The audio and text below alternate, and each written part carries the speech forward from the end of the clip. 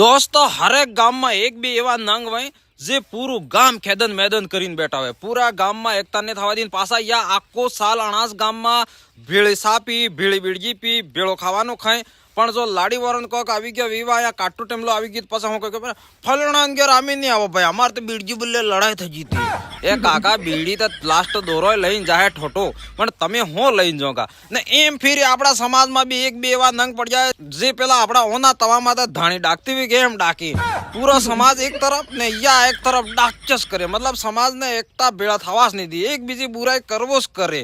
આપણા બાપ દાદા પહેલા બળદ ગાડો આગતા કે વહાં બેઠા બેઠા ઢાહાને બળદ ને રસ્સી આઈને ખેંચતા રસ્સી તો ઢાહાને ખબર પડતા કે મારે એમ વળી જાવ, પણ આણને તમે કટલી બી રસ્સી તાણો કે કોઈ બી કરો યા નંગ ની હુદરી તો ની હુદરી. હું તો કહું હોનાના નંગ હોય તો તિજોરી પીટીમાં મેલે, પણ આણંદ કે મેલવા જવા ને આપણે બળદ બી ખરાબ નકળતા વણઝારા લઈ જતા ને વધારે